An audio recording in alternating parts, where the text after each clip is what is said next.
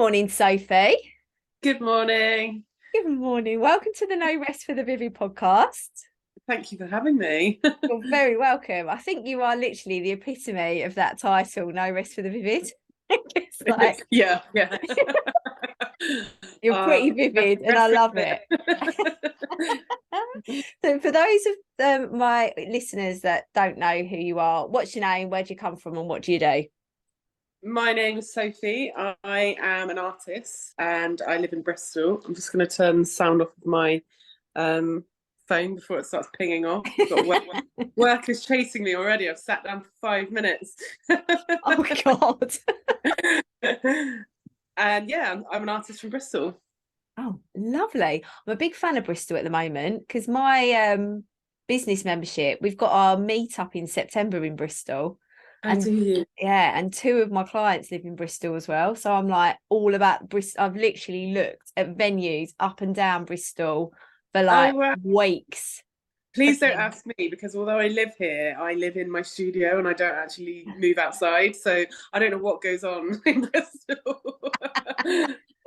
Oh, it seems like such a I've got a couple of like two of my best friends live there, and it is like it seems like just quite a young, vibrant sort of place. It is. I think there's something for everyone in Bristol. It is nice. I left Bristol and I moved to Brighton for 2 years when I was younger. And I mean, I think there is that natural path. A lot of people from Bristol move to Brighton and vice versa. And although I did love parts of Brighton, it just wasn't home for me. And Bristol is my home. Like it's got a bit of everything. Yeah. It's nice. Yeah, lovely. So I I found, I was telling you before we started recording, I found you because one of my best friends, Kelly, is a huge fan of your art. I think she's saving for a piece as well, but you did paint her a little cheetah cub. And I Yeah. think what's really like inspiring for me looking at your work is how vivid and bold and unashamedly, let's just really, it's like you show the magic of these animals that you paint in a different way to how obviously you would see them on the TV, if you know Yeah. what I mean, like they're how you portray them. Or in Yeah. the zoo, obviously you can, or in the back garden, like I saw your fox run recently. I literally have foxes in my garden every day.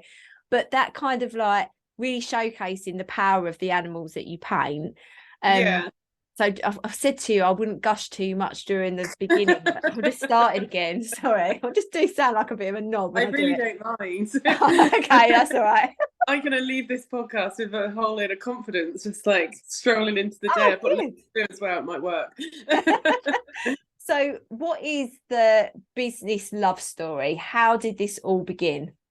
It was all an accident, to be honest. I never set out to be an artist. I art was my passion. When I was at school, it was all I wanted to do.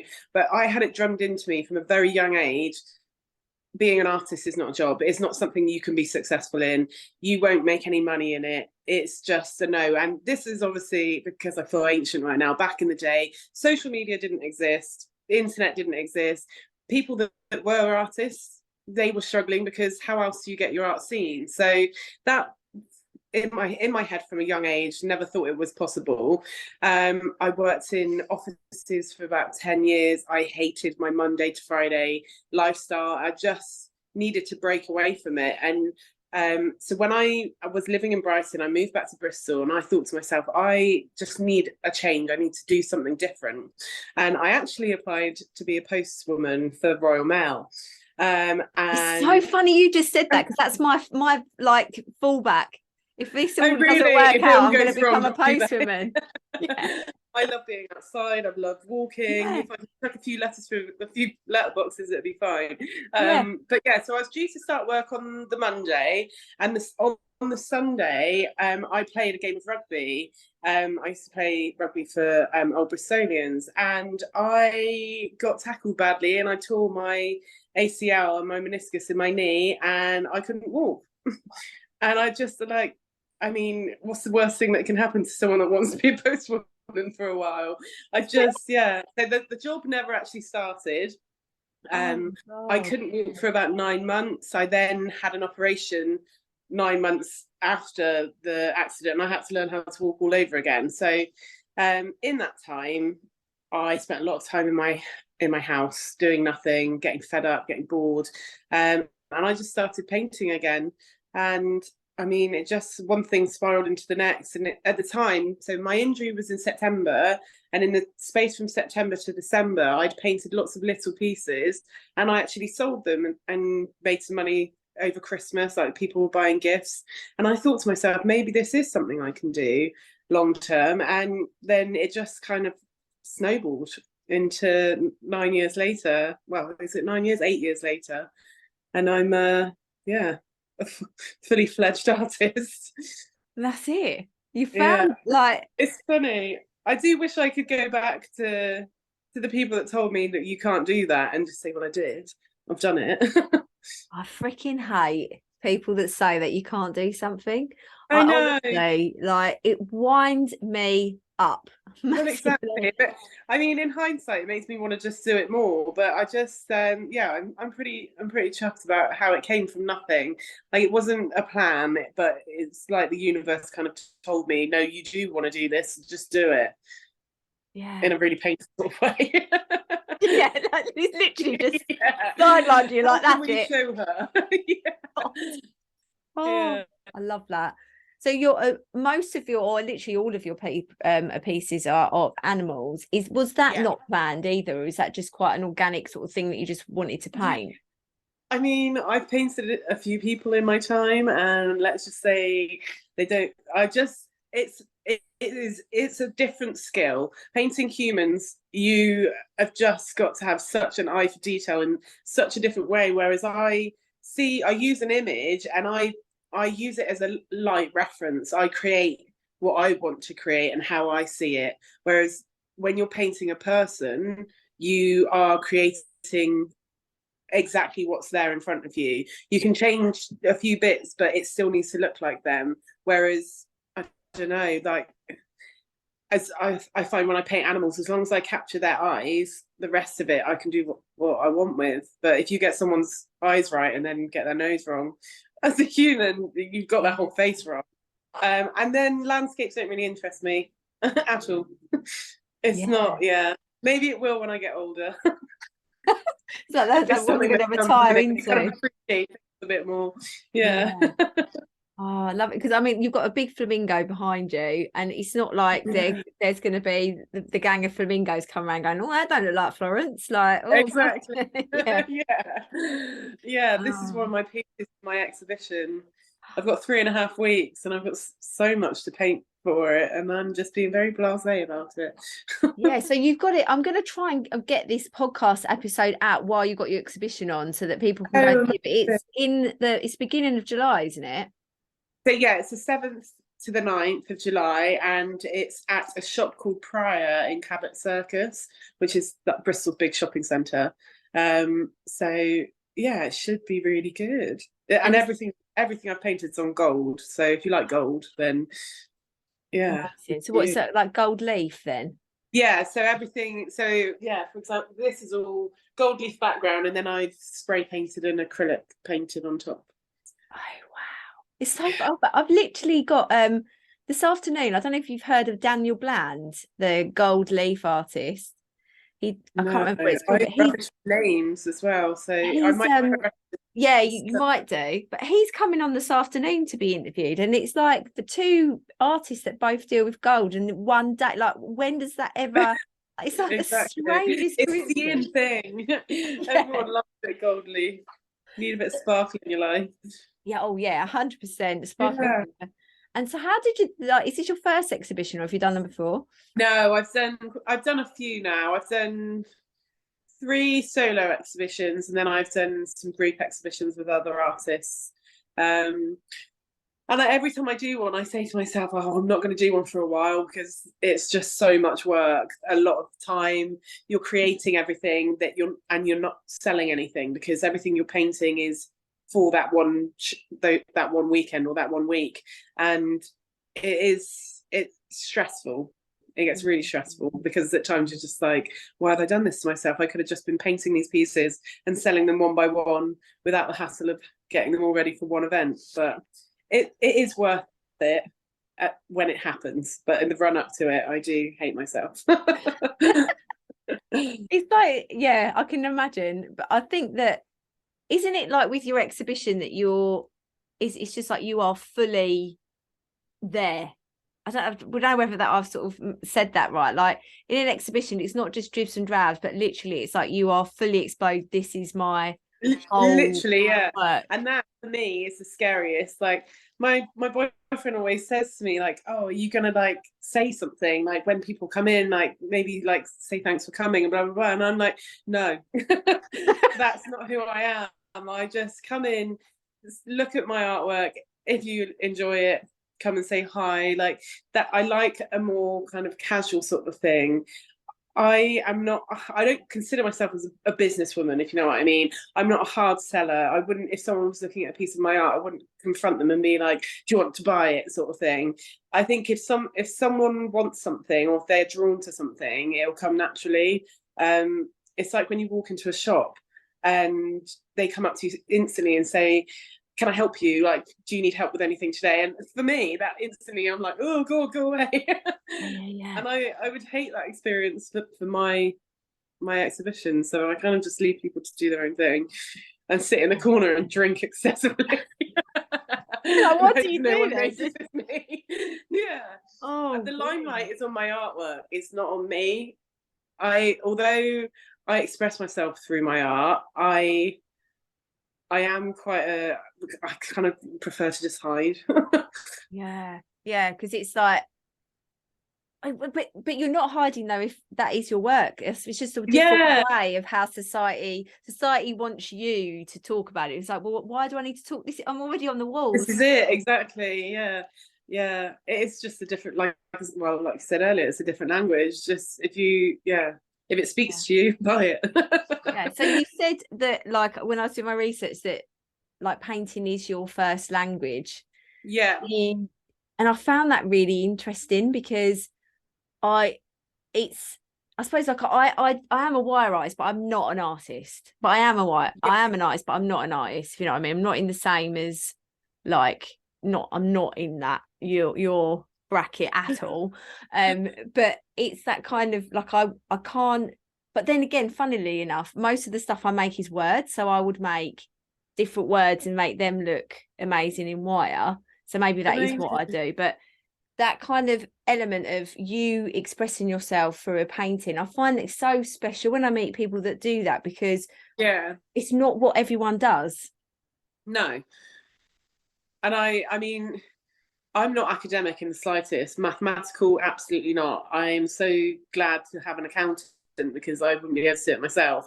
But everything, I am a creative. That is what I tell people. Yes, I'm an artist, but I am a creative person. So I see things in color rather than in words. Yeah. I love that. I love it. And when you, like, I was looking, and obviously you've painted quite a few weird things, well, not weird things, but like walls and massive murals. I saw like there was a Yeah. house that you painted. Like, what's the craziest thing that you've painted? Um, I mean, my first ever mural is still there, which is amazing. But I had done I think it was, I can't even remember what it's called. It's like an organic food shop in Bristol. And it was about 6 meter wall space. And I was asked if I wanted to put some of my stuff up in there. So I did everything kind of like farm animal based because it was a very like organic farm shop sort of style. So I think there was like a cow, a donkey, some other things in there. And I was on holiday at the time and I got a phone call off of someone asking if I could paint a cow on their house. And I was just like, yeah, that's fine. Put me an email. And when I get back off holiday, I'll come around and speak to you. And I went over to her house and she was like, I've changed my mind. I think I want you to paint my whole house.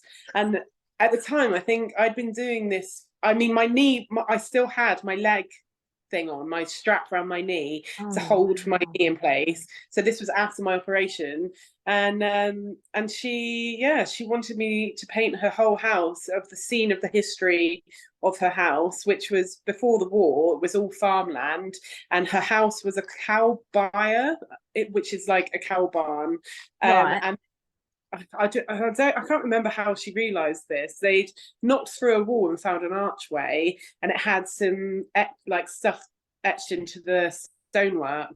And she contacted some people and found the history of the house, and she wanted her house to portray that. And I was thinking to myself, I'm way over my head here. Like, I've probably been painting full time for about 9 months, and she wants me to paint her entire house, which wasn't small.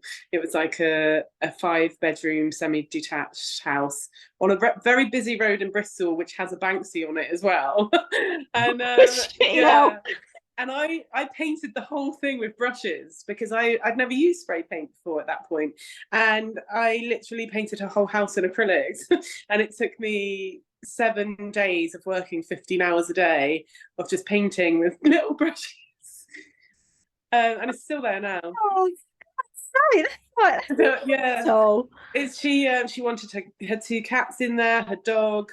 There were loads of cows. There was a well on the hillside. There was an eagle. There were loads of birds. There was a hare on the top of the brow of the field, and there was just like loads of history on there as well. But yeah, still now I get tagged in it all the time. I'm thinking that it just doesn't look like my work because it's completely different to what I usually do.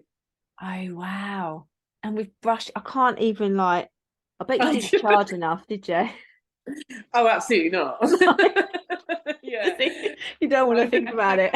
Scaffolding with a knee brace on, like trying to climb up and down these tiny little ladders. My It was yeah.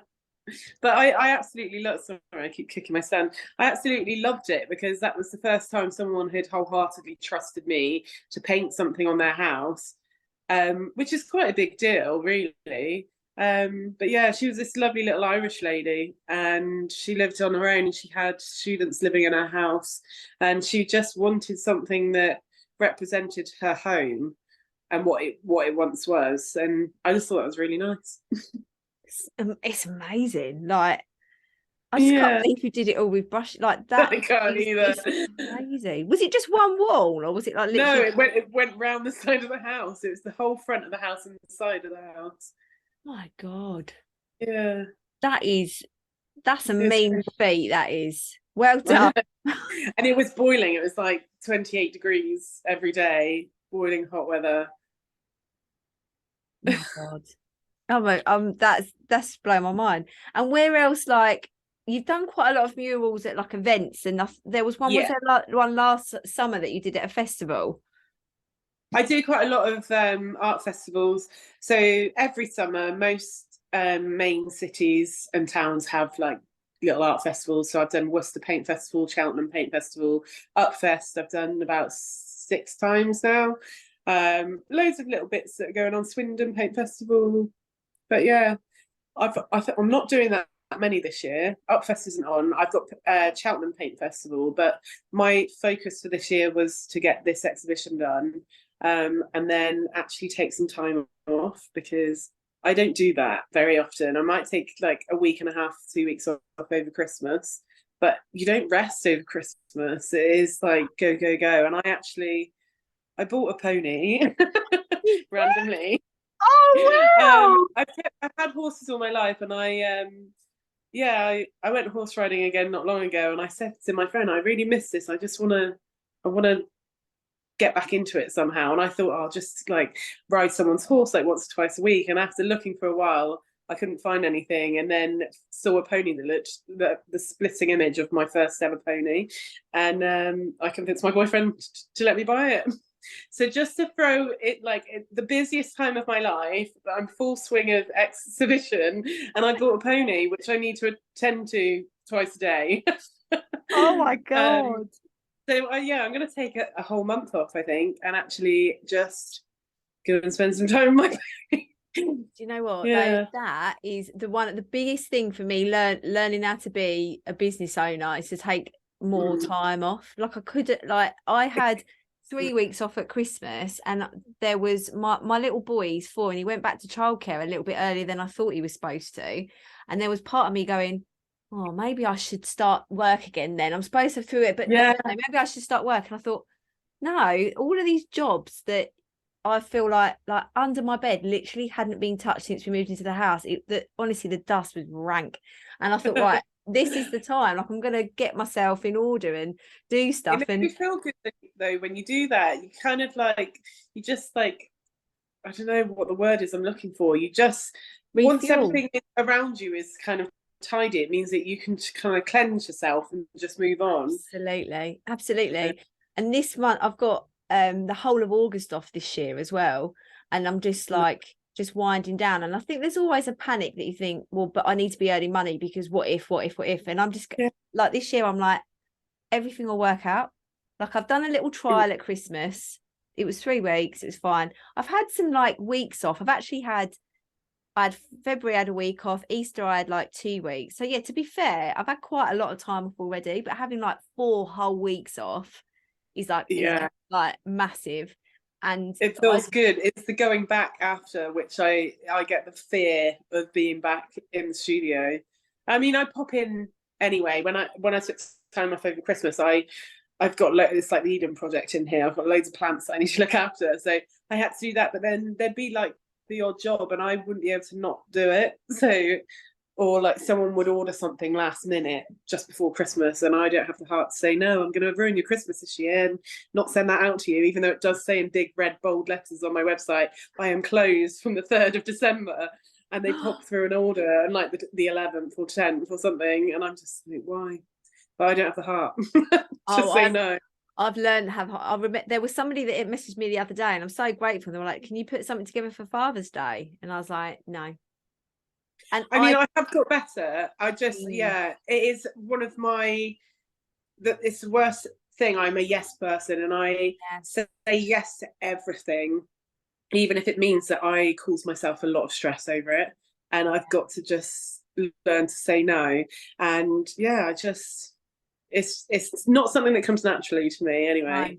No, neither me, not me at all. Like, I am literally yes. And I remember there was a time when I'd be like, definitely exactly the same as you. Like, there'd be, I mean, we've all remember COVID Christmas, but I remember that whole of like November, December. Like, I can't remember working. Like, I was working. No. My hands were so painful where I'd been just making so much, and still then when I closed, I was still getting orders and I didn't have the pay. But it like exactly the same heart. But now I just think I can't, there's got to be a cut off. I'm so much better. Like, I'm like, when I've got my coaching clients, I'm like, these are my coaching days. This is when I do it. This is when I record my podcast. This is when I do my CEO work. Like, I'm so much more disciplined. But the only reason I think I'm better at it now is because then I have more energy doing it like that. And so then I can give more. Do you know what I mean? It's like I think I feel like I lose the love for it as well when I am saying yes to everything and I stop enjoying what I'm doing. And I think when you stop enjoying your job and it becomes more stress than it's worth, you then find it harder to actually carry on and do it. And I do get into situations where I think, why have I said yes to this? It's causing me so much grief. And then now I'm the kind of person that, and until I've got that job done, I can't move on to the next. Absolutely. And it causes me so much stress. And then I'll stop procrastinating and doing loads of other silly bits like tidying up my studio instead of doing what I need to be doing. Because it's like my avoidance tactic. yeah. Because, and it's like you resent the work as well. Yeah. Like, you resent doing, I've been there so many times. It's such a, but I think that's for all, like, if you run your own business, there's that fear that you don't know if you're ever going to make a sale again or you're going to make the money again. Yeah. But you always do. Yeah. You always do, because you always do. I mean, the cost of living crisis, for example, art is a luxury. People are not going to have the spare cash, and it does make you wonder, oh, am I going to make those sales? And yes, things have they have dried up a little bit, but as soon as the sun comes out, people get frivolous, whether they've got money or not. They're going to spend it. So that fear, you just need to put trust in yourself and trust in your work, and let it speak for itself. Yeah. Oh yeah, I'm just always like, everything works out exactly as it should. Everything's going to be fine. Everything's going to be absolutely fine. I'd rather have a month off than worrying. And it's just like, But I find that I have the best ideas. Like when I'm off work and I'm just refueling, I have amazing ideas, whether that's for the wire or it's for coaching or training, or I'll just be like, God, that's really cool. Or like, I'm writing a book as well. Anything will just like fall into my brain. It's like I've let the hole open in my brain and all of the ideas like fall in, and then I'm like, shit. And then when I go back to work, I'm like, oh, I've got to do everything now. Like, shit, I'm supposed to have been having a rest. But then I just feel like so excited.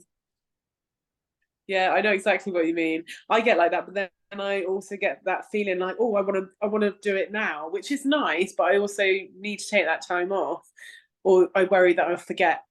And I mean, I'm the type of person that will write something down somewhere and then I'll lose that somewhere. I do have a diary where I try and write everything in it, but sometimes when I'm in a rush, I will just write it on any page, and then I've got 365 pages to go through until I find it. Yeah. I did that recently. I was working in post-its. I love post-it notes, not only just for like, so there's just color everywhere. Then for me, like that's like I'll just use highlighters, and so everything's colorful, everything's post-it notes everywhere. And then it was stressing me out, and I think it might be a multi-sensory thing, because I was like trying to find stuff and all this rustling of papers, and it was stressing me out. It's like, this has got to be done. So now if I write on post-it notes, I'll do like a first thing, because that like mapping stuff out, and then I put it into Trello. So I copy everything into Trello, and then Trello's on my phone, and then so I brain dump into that, and it's like post-it notes but computer version. And so now I'm like, I still, because I don't know about, like, I don't know about you, but actually handwriting stuff, I find I have to handwrite everything. I don't tend to use my because I've got an iPad and an Apple MacBook thing, and I don't tend to write anything down on them. Whereas my studio partner Emily, she uses her iPad to write all of her notes. She does everything with it, but I can't. I need to physically be holding a pen that writes down on paper. Otherwise, it doesn't go in for me. Absolutely, exactly the same. Sometimes I even have to say it out loud as I write it, and then I'm like, right, okay. But then it's just, then I let myself down, because I'm like, shit, where's that post-it note? There's 10,000 of them. Absolutely. Like, that's why I've like cut it down. I'm still doing that process. And then people are like, but you're doing it twice. I'm like, I know, but it feels better like that. It goes in there. You remember it. Yeah. Oh, I love finding out like the processes of how different people work. And sometimes I feel like I am a bit of a weird, the best kind of weirdo, obviously, but that kind of person where it's just like, yeah, you're doing things twice, but it's it's chaotic, but it works for you. Like if someone else was to see how I plan my exhibitions, for example, they would think that I have lost the plot. Like it is pure chaos, but that is how I jump from one thing to another until I realise what I'm doing. And I must say, I am getting more organised. Like I have a very organised space, but what happens, like the creative side of it, is not organised at all. But then that's the going a bit, I suppose, a little bit political now, but that's the social construct of what organisation is, isn't it? Yeah, it's what other people, it's probably the same people that said to you that you wouldn't be able to become an artist, that says, oh, that's organised. Well, actually, no, it isn't. This is actually organised. Thank you. What's the definition of organised? Like, shut up. Exactly. No, exactly. And there was something else I was just going to ask you, and it's just gone out of my head. So this is what happens. Oh, that's it. So I find with a lot of people, with some of the people that I support in my membership that are artists, they don't have their own work up in their house. Do you have your own work up? No, I used to. When I had my studio at home, I would finish a piece and I'd go and hang it in the house, because the safest place for your artwork is on a wall, rather than in storage. My studio, like you can see, like all of the walls are plastered, and it just stays in here until my exhibition, and then hopefully they go to their new homes. But yeah, my actual house has nothing in it of mine. Wow. Not one thing. Yeah, because, and I do it here as well, and I used to do it at home when I had my studio at home. I will finish a piece, I will like it, or as far as love it, and then I will see it every day, and I'll get to the point where I'm like, oh, I wish I just did that a little bit different, or I wish I just changed that bit, and then give it a couple of months, I absolutely hate it. I'm like, oh, it's rubbish. I want to paint it again, or I want to redo it or paint over it, and I just lose the love for it because I pick it apart. But I think that's quite a normal thing for any artist. Yeah. Especially when it's a piece that I've painted and I've loved, and then it's not sold, and it's hanging, and when it's hanging up in your home, you start to loathe it. You're like, why have you not gone? Yeah. Have you found yeah. that there are pieces, because there's somebody that I'm supporting that she's finding it difficult to sell her stuff at the moment. I've got every faith it will sell because it's beautiful. Like there will be somebody out there. Do you find that you're like finding the people that are going to love your art has changed over the time that you've been an artist, and what you think will sell changes to what does actually sell? Yeah. I mean, it is hard because you don't know what actually will sell. And I've got some pieces that I even now still quite like, and I think, oh, why hasn't that ever gone? But some of these pieces are very different to what my other pieces look like. So I've got a shark, for example. It's quite like a fine art sort of way of painting it. It's not loose. It doesn't have any splats. It's got a couple of like white drips on it, but it is very clean. Whereas I think my audience like the messy, chaotic, colourful splats and drips and everything. So it's not my usual style of work. So maybe that's why it's not sold. So it's just not met the right audience. But to me, I just think it will eventually. Someone will come along and see it and want it. So you just got to stick with it and not give in. That's a faith. Yeah. Faith. It's easy to be like, oh, it's not going to sell. I'll just like put a 50% discount on it or something, which I am guilty for doing. I used to do it all the time when I first started out. I used to discount my originals all the time, and now I don't really ever do it. I've got one piece that I painted it maybe about 5 years ago, and then I repainted over it about 6 months ago because I got it back.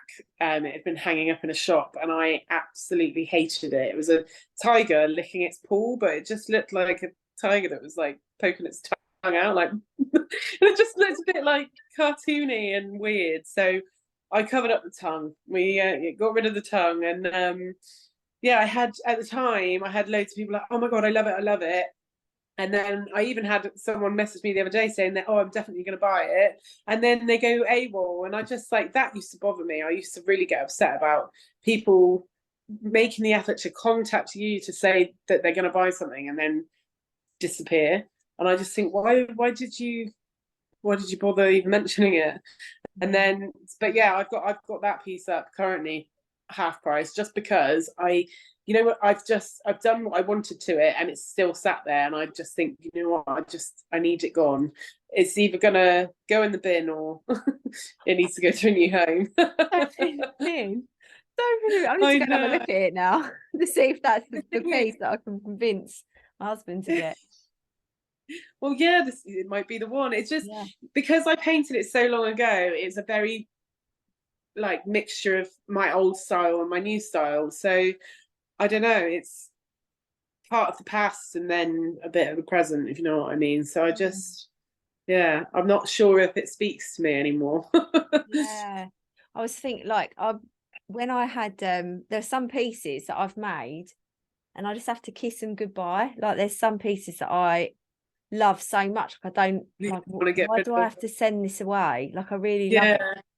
But then there's pieces that I'm like, I'm so glad that's gone. Like you were literally massive pain in my ass. Like but I think that's the same with anyone that's creative. Like not everything is going to be amazing. And so many people say to me like, oh my god, I wish you were a tattoo artist. And I'm like, can you imagine the amount of mistakes I make in my work, the amount of like canvases that get paint thrown all over them because it's gone wrong halfway through. I can't do that to someone's skin. I don't know how tattoo artists don't make mistakes. I mean, I'm sure they do, and they just are able to cover it up very well. But Yeah. Yeah, I could never do something like that. No, and that's actually it's funny you said that. My husband was a tattoo artist designer, would do this drawings, and he owned a tattoo shop. But the Oh, reason why he cool. never did the actual tattoos was exactly the same reason, because he used to be an artist, and then he's ended up working for the council now. But anyway, so this is why I think it's going to be quite easy to convince him. But anyway, but that kind of like artistic, you know, I feel like he's quite a what's the word, like a frustrated artist that's just thought, well, it wasn't going to work, so I'm just going to go and work. And now he works with the homeless. Yeah. It's a really cool job, like Oh, he does, cool. you know, help people, and I feel like now he wouldn't come out of it. But then you see him draw something and I'm like, bloody hell, babe, you are like ridiculously talented, you know, like.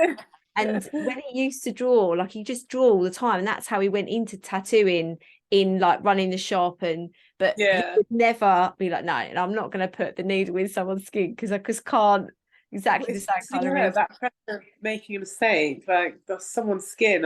I get there's lasers and stuff now that you can get rid of things, but still, it's far too permanent for me. I'll Yeah. stick to canvas. Oh, love it. I love it. I'm just going to check. I was actually really good. Like sometimes I don't do much research, but I actually did research for you, because I was like, Oh, I'm cool. just, you know, it's all this gushy stuff. Oh, that was it. So recently you did like the design of the t-shirt for the Disabled Strongman event. Yeah, And yeah. how was that? Like I saw that you've done quite a lot of work with the Disabled Strongman events and stuff. Like how was it? Did they ask Yeah. you to do the t-shirt? Or was it something you offered?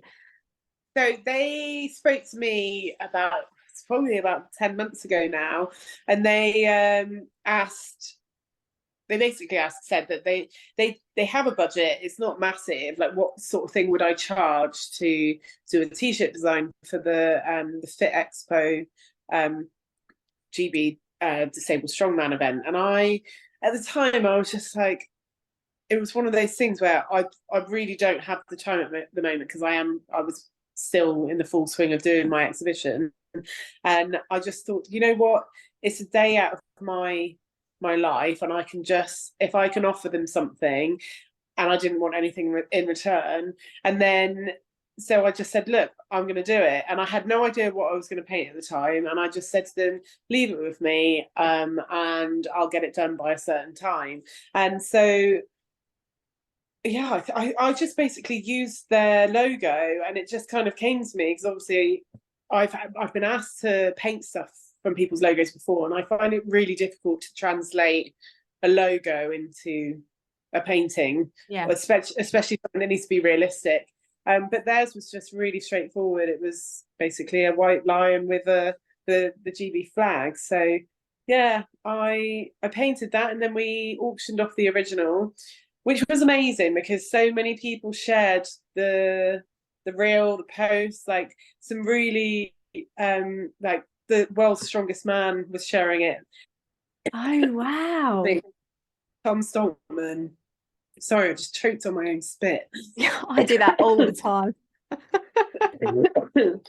Yeah, he shared it. Of course I'm gonna choke. He shared it well, and like so many people shared it, but it's just one of those things, like I it did sell, and I made £950 for them, so that'll go straight into supporting their artists. But I was really hoping to like make the big money on it, so I could just be like, right, manage to raise like, I don't know, like £3,000 for you. But Mm, I just think people aren't spending money right now, mm, because there isn't much available. yeah.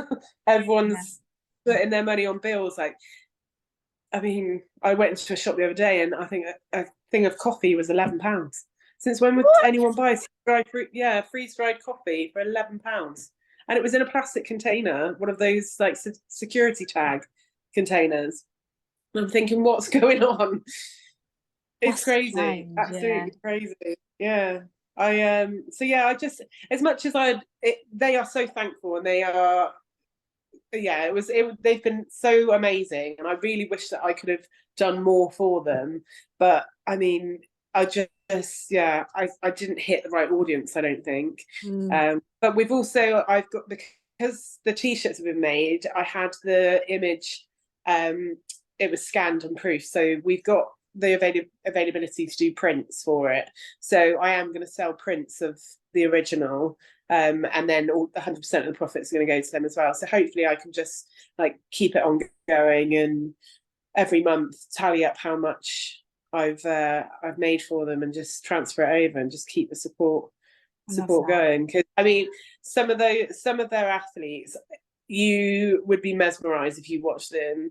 I mean, they have limbs missing, they are blind, they can't hear and have limbs missing. There are just so many ailments that, and they just don't give up, and they're always with a smile on their face, and they're just like relentless, going from event to event to event, and just not stopping. And you think to yourself, when you're having a bad day and you're complaining about the smallest of things, and you don't realize how lucky you are to get through life as you do, when there's people that are really struggling and they do not complain once. So I just think, I just wanted to do something for them in return for what they do and how they inspire other people. I've just taken up running, and one of the things that gets me out, because I'm not a natural runner at all, like literally I would rather pull my toenails out. I hate it, but the thing that is making me do it is because I say to myself, I get to run, so why I should. Exactly. I used to do a bit of running. I'm not very good at it. My hips started aching after a while. Like I'd get like a hip impingement, and I'd sit down and then I'd go to get back up, and I'd be like, oh my god, I'm in so much pain. And that for me was enough to be like, oh, I can't run anymore. I'm a static sort of I do training with Ryan, the strongman sort of stuff. So I'm a static lifter. I'm not into cardio. but you can. Do you know what I mean? You get to do even that. So, and it's just, I think, like, even if it's, I think sometimes we just, I know this sounds well woo-woo, but it gets me out of bed. Like this morning, I've had a rough ride with like my boy in bed with me, and I'm like, come on, mate. Like I got on sleep. I need this energy to do all of this stuff. And then I was like, oh, but I'm waking up. Like little things like that. Like, I get to wake up today. Today could be an amazing day. You've got to be thankful for what you do have. And so I'll be honest, I've got to pinch myself sometimes, because 8-9 years ago, I had none of this, and now 8 years later, I've got my own art studio. I'm painting what I want to paint. I am not relying on taking commissions for people, because I'll be honest, I like I said earlier, the pressure of other people causes me so much stress. I don't like people waiting on me or waiting for something. So all I want to do is paint what I love and sell it. As simple as that. So I totally get that.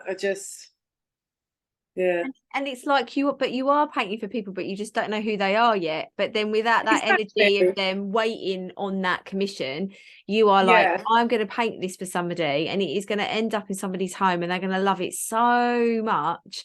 And that energy of creating something like that is just like the best energy ever, isn't it? And then you just can, for everybody else, just have to wait until your piece comes out of my brain. Maybe it'll be your lucky day. I know. I've done my years of having like commissions lists and painting people's cats and dogs, and it just doesn't make me feel good. And the stress of getting that slight detail wrong, or it needs, and a lot of the reasons that these people are getting these paintings done are because their beloved pet has passed away, and that pressure of having making a memorial piece for someone to remember their pet by, it stressed me out. And I'm such an animal person. I have so many animals, and cherish animals dearly, and they would come with these sad stories, and I'd just be painting feeling sad about these Oh poor animals. yeah. Yeah, and I just, yeah, it didn't make me feel good, and I realized after a while I need to do what makes me feel good, and painting what inspires me is what makes me feel good. So that's what I want to do. Yeah. My Fitbit's telling me to get up. He said to, do you know, mine's just done the same thing. Yeah. I've got 120 God. steps I've got to get to by the end of the hour. Yeah. Yeah. Good. But no, well, that's a good idea for us to, like, let's ask that question. Let's pull the question out from 10 years ago. What do you wish you knew? No, oh, fuck it. What do you wish? No, what do you know now that you wish you'd known 10 years ago? There you go. Oh, what do I wish? I mean, I would love to say not to be a people pleaser, but I still do that, so I can't say it. But I think, like, along those lines, I have got better, but to not just to take jobs for money, because it made me miserable, and I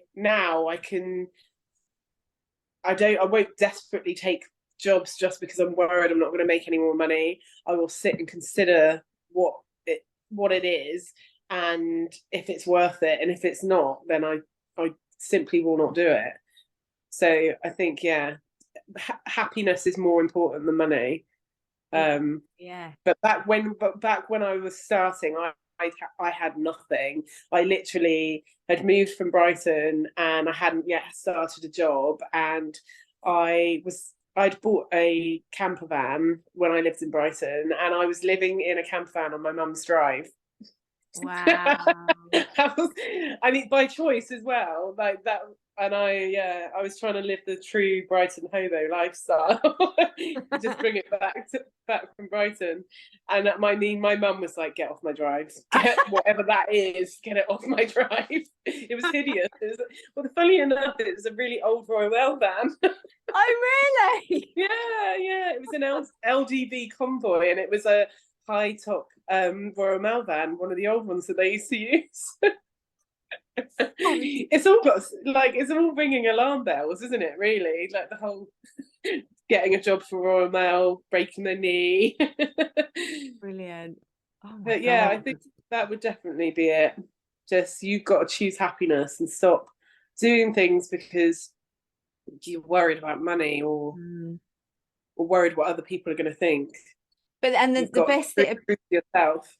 And the best bit about it is that you make more money once you get into that zone anyway. Exactly. Yeah, exactly. Yeah. Oh, amazing. Oh, you've been absolutely lush. Love it. Absolutely. Oh, love it. Where can everyone find you? I'm here in my studio now. I mean, I post most of my stuff on my Instagram, which is at Sophie Long Art, and then my website is updated all the time. So I've also got TikTok, and I do try and post on there as much as I can. But yeah, it's the same kind of stuff that you'll find on my Instagram, but that's where I'm most active. Brilliant. Amazing. And the exhibition on the 7th to the 9th of July. Yeah. Where is it again? It's at a shop called Prior in Quakers Friar, Cabot Circus.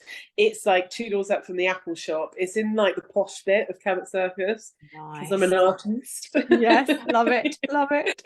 Oh, wicked. So I'll add all of that to the show notes if anyone's in Bristol through then, and I'm going to get this published the Thursday before that, whenever that is. I don't know. I can't. It's like around the 1st. No, the second. Yeah. So so then I'll post it then. Yeah. Oh, I don't know. I can't remember now. It'll be out before the. Thank you. You're very welcome, my love. So yeah, fake goodbye now. I don't edit this bit out anymore. People that listen know this happens. So yeah. Right, thanks so much, Sophie. Oh no, thank you very much. Bye.